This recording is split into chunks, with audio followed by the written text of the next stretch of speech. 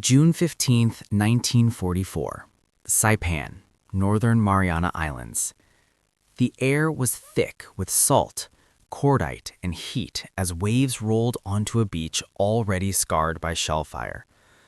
Palm trees stood shattered like broken spears, their leaves drifting down through smoke. From concealed positions in the limestone hills, Japanese soldiers watched American infantry advance inland. What unsettled them was not the first wave. It was what came afterward. As the day stretched on and the sun burned overhead, new American units appeared. Clean uniforms, steady formations, faces untouched by exhaustion. The rhythm of relief and replacement moved with mechanical certainty. To the defenders, this steady arrival became a symbol as powerful as any weapon, the quiet tread of fresh boots on volcanic sand. For the Imperial Japanese Army, the idea of continuous unit rotation was nearly incomprehensible. Japanese doctrine prized endurance above all else. Soldiers were expected to hold positions until death or victory, often with no expectation of relief.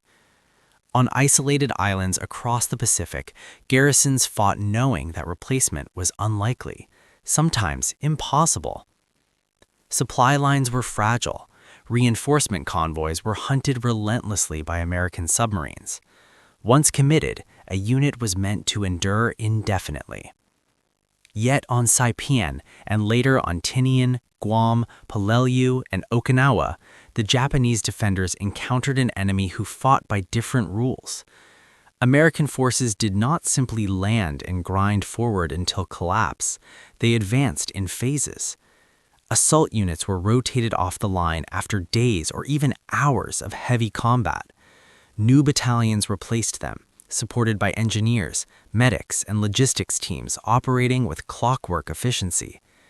To Japanese observers, this constant renewal felt unnatural, almost dishonest, a war without visible fatigue. The historical context explains why this disparity mattered so deeply. By 1944, Japan's strategic position was already unraveling. Industrial output lagged far behind American capacity. According to wartime production records, the United States was producing more trucks in a single month than Japan produced in an entire year. American naval dominance ensured uninterrupted supply routes across the Pacific. Fuel, ammunition, food, and men flowed steadily toward the front. Japan, by contrast, was fighting at the end of a narrowing pipeline. Many island garrisons received their final supplies months before American landings. Rice rations were cut, medical equipment ran out, ammunition was hoarded for final engagements. Japanese soldiers expected no rotation, no rest, and no rescue. Their commanders taught them that spiritual endurance would compensate for material scarcity. This belief collided violently with reality. On Saipan, Japanese soldiers recorded astonishment in after-action reports and diaries at the speed with which American units were relieved. One noted that the enemy attacks endlessly, yet the faces are always different. Another wrote that American soldiers disappear from the line, replaced by others who move as if the battle has just begun. The recurring symbol, the steady arrival of fresh troops, became a psychological wound. Emotionally, the contrast was devastating. Japanese defenders had prepared themselves to outlast the enemy through sacrifice. They expected Americans to tire, to lose momentum, to falter under heat and casualties. Instead, they watched wounded Americans evacuated efficiently, exhausted units withdrawn, and replacements arrive fully equipped. What the Japanese soldiers interpreted as weakness, withdrawal, was in fact a system designed for sustainability. American military doctrine emphasized preservation of fighting strength. Infantry divisions were supported by massive logistical networks. Field kitchens provided hot meals. Medical corpsmen evacuated casualties rapidly. Fresh water, ammunition, and mail from home arrived with astonishing regularity. To the Japanese soldier, accustomed to hunger and isolation, these details carried enormous symbolic weight. The sight of rested troops stepping into the line suggested an enemy whose strength did not diminish with time. Documented evidence reinforces this perception. Interrogations of captured Japanese officers on Guam and Okinawa reveal repeated references to Americans' endless manpower. One officer remarked that the enemy does not fight until collapse, he fights until relieved. This observation marked a turning point in understanding. The war was no longer a contest of courage alone. It was a confrontation between two systems, one built on sacrificial permanence, the other on renewable force. The transformation in perception was gradual but profound. Japanese soldiers began to realize that individual bravery, no matter how absolute, could not offset industrial imbalance.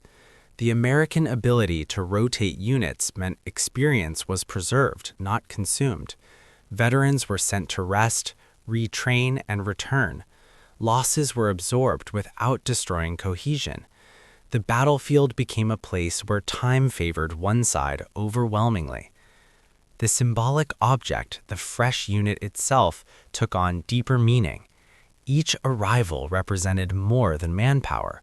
It represented a democratic society capable of mobilizing millions, training them efficiently, and sustaining them across vast oceans. It reflected a system where citizens cycled through service, supported by factories, farms, and families thousands of miles away. The Japanese soldier, bound to a code that demanded finality, faced an enemy defined by continuity. On Okinawa, this realization hardened into despair. Japanese defenders fought ferociously, yet watched as American divisions rotated in sequence, maintaining pressure without pause. The sound of incoming landing craft and marching columns replaced hope with certainty. The Americans were not exhausting themselves, they were renewing themselves. In the epilogue of this story lies a broader truth. War is not only decided by courage or ideology, but by the structures that sustain them. The Japanese soldier fought with unquestionable resolve, yet against a nation that treated human endurance as something to be protected, not spent. The rotation of fresh units symbolized an idea larger than strategy. It symbolized a belief in the value of the individual within a collective effort. Long after the guns fell silent, survivors reflected on that imbalance. They remembered the endless arrival of rested troops as the moment they understood the war's outcome. Not because Americans were braver, but because they fought a war designed to be endured. In the end, the steady replacement of American units became a quiet declaration. It said that freedom, when organized and supported, does not burn itself out in a single blaze of sacrifice. It renews, adopts, and continues. And on those Pacific islands, amid heat and silence, Japanese soldiers learned that abundance of men, of care, of renewal could be as decisive as any weapon.